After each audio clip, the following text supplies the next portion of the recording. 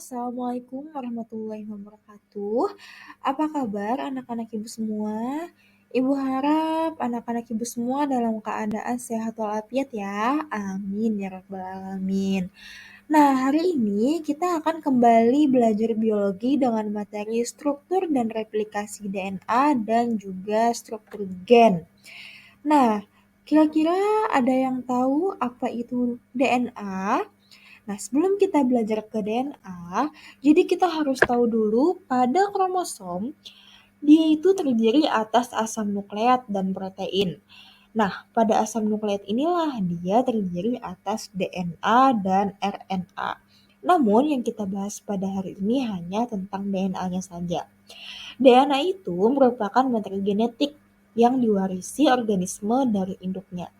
Jadi pada suatu molekul DNA dia sangat panjang dan umumnya DNA ini terdiri atas ratusan bahkan ribuan gen. Untuk strukturnya bagaimana? Baiklah, akan kita bahas pada video selanjutnya. Oke, jadi DNA ini dia membawa gen yang merupakan serangkaian perintah yang dibentuk oleh urutan basa dalam molekul gen.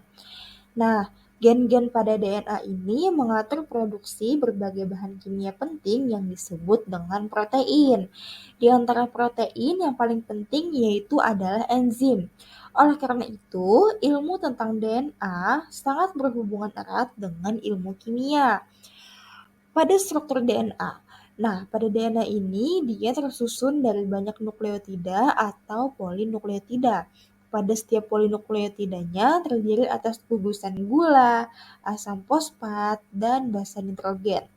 Gugusan gula ini adalah gula pentosa yang dikenal sebagai deoksiribosa. Sedangkan pada asam fosfat, dia merupakan penghubung dua gugusan gula. Dan yang ketiga yaitu ada basa nitrogen.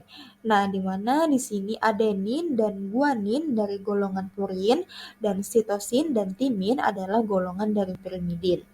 Nah, DNA ini merupakan dua rantai polinukleotida yang saling terpilih membentuk struktur double helix.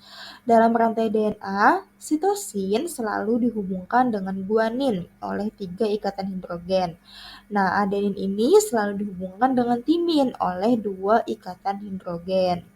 Pada basa nitrogen, dia membentuk rangkaian persenyawaan kimia dengan deoksiribosa menjadi suatu molekul yang disebut dengan nukleosida atau deoksiribonukleotida. Pada nukleosida, dia berperan sebagai prekursor elementer untuk sintesis DNA. Nah, nukleosida ini dia bergabung dengan gugus fosfat dan dia akan membentuk suatu nukleotida atau deoksiribonukleotida. Untuk beberapa nukleotida, dia bergabung membentuk suatu molekul DNA. Selanjutnya, replikasi DNA. Nah, DNA ini dia ada yang bersifat heterokatalitilik dan autokatalitilik. Yang bersifat heterokatalitilik karena pada DNA mampu membentuk RNA melalui sintesis protein. Sedangkan pada DNA yang bersifat autokatalitilik karena dia dapat melakukan replikasi dengan menghasilkan DNA baru. Jadi harus diingat ya, yang bersifat heterokatalitilik karena dia mampu membentuk RNA. Sedangkan yang bersifat autokatalitilik karena dia mampu mereplikasikan dan menghasilkan DNA baru. Nah, jadi replikasi DNA ini dia dibutuhkan pada saat terjadinya pembelahan secara mitosis agar tiap-tiap sel hasil pembelahan dapat mengandung DNA yang identik dengan induknya. Lalu dengan demikian, sifat pada DNA induk dapat diwariskan pada keturunannya. Cara DNA sendiri untuk bereplikasi, dia dapat melalui beberapa tahap. Yang pertama yaitu pada molekul DNA terlepas menghasilkan dua untai DNA. Nah, pada nukleotida yang baru akan dilekatkan ke kedua untai DNA oleh enzim polimerase DNA. Selanjutnya akan terbentuk molekul DNA yang identik.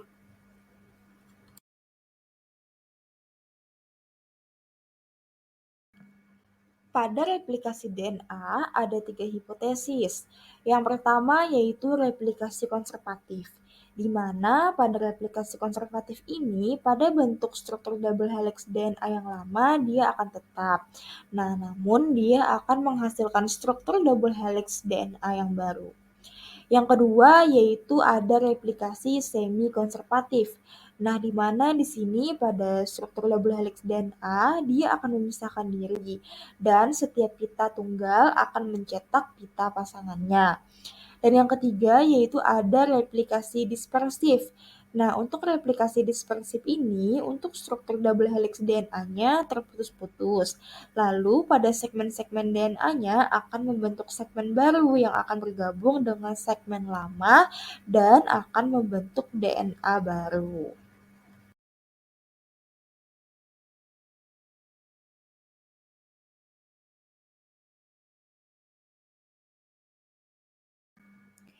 Nah, selanjutnya ada beberapa enzim yang berperan pada replikasi DNA.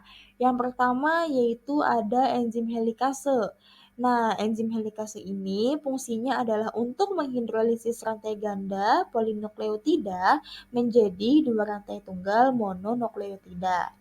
Dan yang kedua ada enzim polimerase.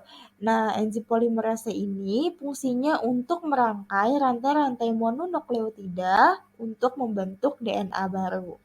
Dan yang ketiga ada enzim ligase yang fungsinya adalah untuk menyambung ulir tunggal DNA yang baru saja terbentuk.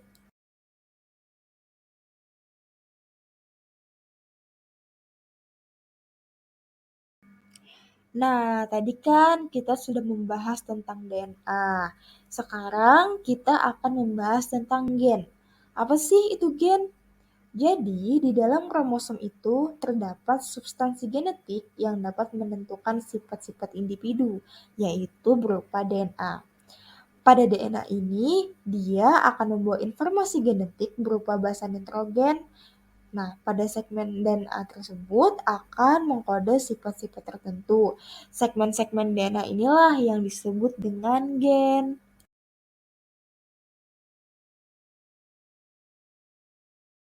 Gen ini memiliki fungsi untuk mengatur proses metabolisme dan menyampaikan informasi genetik dari satu generasi ke generasi berikutnya.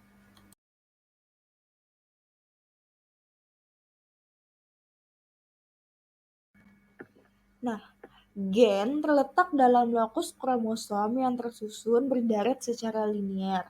Gen-gen yang terletak pada lokus akan bersesuaian pada pasangan kromosom homolog yang disebut dengan alel. Nah, apabila dalam lokus itu terdiri dari lebih satu alel, maka biasanya disebut dengan alel ganda. Pada setiap gen akan bertanggung jawab untuk mengontrol satu sifat khusus. Pada suatu gen biasanya dituliskan dengan simbol huruf. Ada yang huruf A, huruf H, huruf B, dan lain-lain. Untuk huruf kapital biasanya adalah gen pembawa sifat dominan dan pada huruf kecil adalah sifat resesif. Misalnya huruf A besar A kecil, nah itu adalah A besar sebagai dominan dan A kecil sebagai resesif. Pada susunan gen dalam suatu individu disebut dengan genotip, sedangkan untuk sifat yang tampak disebut dengan fenotip.